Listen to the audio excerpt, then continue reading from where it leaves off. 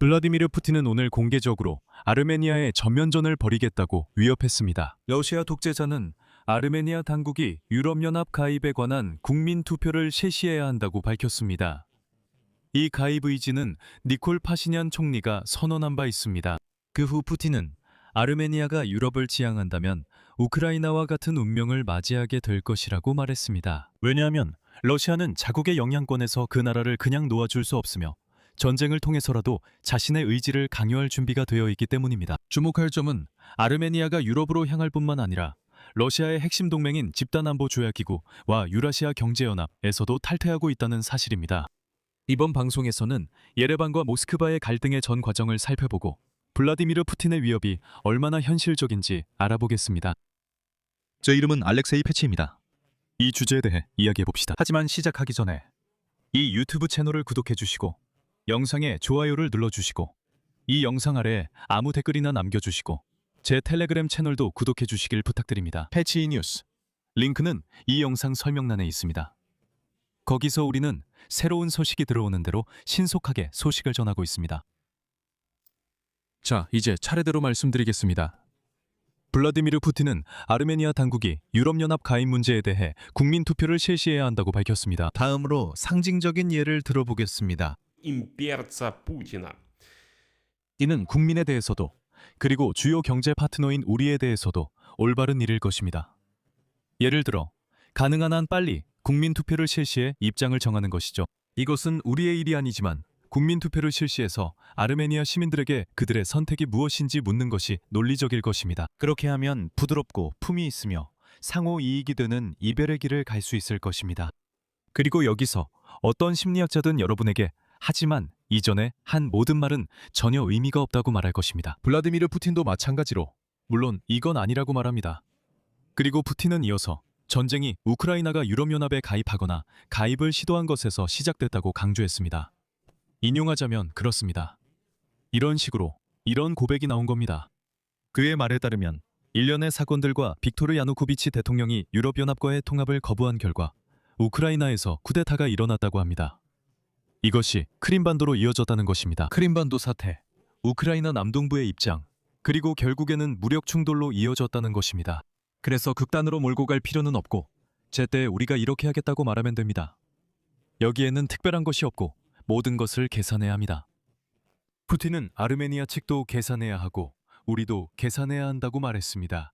그러니까 사실상 푸틴은 러시아인들이 아르메니아의 일에 간섭할 것이고 심지어 무력까지 사용할 준비가 되어 있다고 아르메니아를 위협한 셈입니다. 2014년 우크라이나에서처럼요.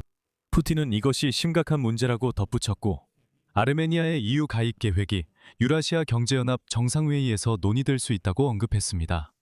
여기서 저는 전체 경과를 짚어보겠습니다. 아르메니아가 크렘린의 영향권에서 벗어나는 과정은 이미 2025년 3월에 되돌릴 수 없게 되었습니다. 불과 1년 전만 해도 아르메니아 의회가 공식적으로 유럽연합 가입 절차를 시작하는 법안을 승인했습니다. 그때 니콜 파시냔 총리는 유럽 진로와 친러시아 블록 회원국 지위가 양립할 수 없다고 공개적으로 밝혔습니다. 다음은 2025년 8월 니콜 파슈냔의 발언입니다. 우리는 양다리를 걸칠 수 없습니다. 최종 선택의 순간이 올 것입니다. 그리고 예레반이 유라시아 경제연합 EAU에서 탈퇴하기로 결정한다면 우리는 그에 상응하는 결정을 내릴 것입니다. 하지만 블라디미르 푸틴이 화를 내는 이유는 이것 때문만은 아닐 수 있습니다. 2015년 5월 첫째 주의 사건입니다. 그 해의 사건들은 크렘린에게 정말 강한 따귀와도 같았습니다. 예레반에서 유럽 정치 공동체 정상회담이 열렸는데 이는 러시아의 이른바 뒷마당에서 서방의 영향력을 과시하는 장면가 되었습니다. 우크라이나 대통령 볼로디미르 젤렌스키도 예레반에 도착해 핵심 동맹으로 환영받았습니다. 모스크바에게 이것은 개인적인 모욕이 되었습니다. 그래서 푸틴의 대변인 드미트리 페스코프는 이것이 정상적이지 않다고 말했습니다.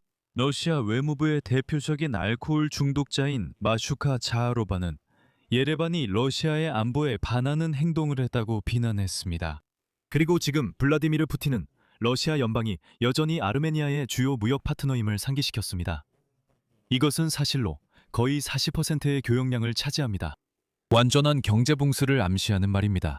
여기서 중요한 건 실제로 의존성이 있다는 점입니다. 아르메니아의 러시아 가스 의존도, 그리고 메차모르 원자력 발전소의 운영, 이것이 모스크바가 예레반에 압력을 가하는 주요 지렛대입니다. 한편 모스크바는 공식적으로 이미 집단안보 조약기구가 더 이상 아르메니아를 보호하지 않는다고 인정했습니다. 에마뉘엘 마크롱이 정상회담에서 언급한 예레반 내 프랑스 군사 고문단의 존재를 크렘린은 개입으로 해석하고 있습니다. 즉, 아르메니아는 과도기 단계에 놓이게 된 것입니다. 이것은 정말로 위험한 단계입니다. 5월 10일 기준으로 아르메니아는 사실상 유라시아 경제연합 EAEU가 집단안보 조약기구 ODKB에서 공식적으로 탈퇴하기 직전 단계에 있습니다. 하지만 아직 탈퇴한 것은 아닙니다. 블라디미르 푸틴은 예레반이 국민투표로 유럽 통합을 중단하지 않으면 안 된다는 최후 통첩을 내렸으며 그 결과에 영향력을 행사하길 기대하고 있습니다. 아니면 러시아가 2014년 우크라이나에서 일어났던 것과 유사한 방식으로 불안정화 시나리오를 시작할 것입니다. 하지만 예레반도 이 점을 잘 이해하고 있습니다. 그래서 유럽과 협상을 진행하며 전원 과정이 덜 고통스럽게 이루어지도록 노력하고 있습니다. 하지만 아르메니아를 약하게 볼 필요는 없습니다. 지금 저 거만한 러시아인들이 아르메니아가 자신을 너무 높게 평가한다고 떠들고 있지만 말이죠. 오늘 아침 아르메니아 총리 니콜 파슈냔의 사무실은 푸틴의 최후 통첩에 대해 간결하지만 강경한 성명을 발표했습니다. 첫째, 국민투표 거부입니다. 예레반은 모스크바의 압력에도 국민투표를 실시하지 않겠다고 밝혔습니다. 이제부터 성명서 인용문입니다. 아르메니아는 주권 국가입니다. 우리의 발전 방향은 총선에서 정해졌고 유럽 통합에 관한 법률로 확정되었습니다. 우리는 이미 국가 정책이 된 방향에 대해 추가적인 확인이 필요하다고 보지 않습니다. 그리고 아르메니아도 모스크바에 압력을 가할 수 있는 자체적인 수단이 있다는 점을 말씀드리고 싶습니다. 제가 마크롱이 예레반의 군사 고문단 파견을 준비 중이라고 언급한 것도 그냥 한 말이 아닙니다. 아르메니아 외교부 소식통에 따르면 블라디미르 푸틴이 직접 언급한 것처럼 이혼을 원한다면 아르메니아는 2026년 말까지 주리에서 러시아 제102 군사기지의 완전 철수를 요구할 것이라고 암시했습니다. 이것은 러시아의 영향력이 단순히 아르메니아에서만이 아니라 전체 지역에서 완전히 철저하게 끝나는 것을 의미합니다. 여러분, 잠시 말을 멈추고 우크라이나어 시청자분들께 한 가지 상기시키고 싶습니다.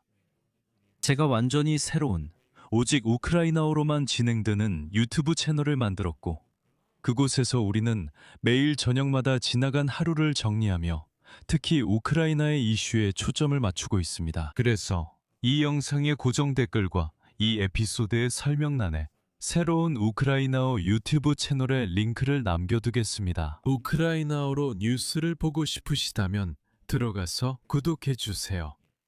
이 영상 아래 댓글에 여러분의 의견과 생각을 남겨주시고 물론 이 유튜브 채널도 구독하고 영상에 좋아요도 눌러주세요. 그리고 이 유튜브 채널의 활동을 지원하고 싶으시다면 어떤 형태의 후원이나 유료 멤버십 가입을 통해 금전적으로 도와주실 수 있습니다. 이 영상 설명에 있는 링크와 계좌 정보 또는 화면에 보이는 QR코드를 통해 가능합니다. 오늘은 여기까지입니다.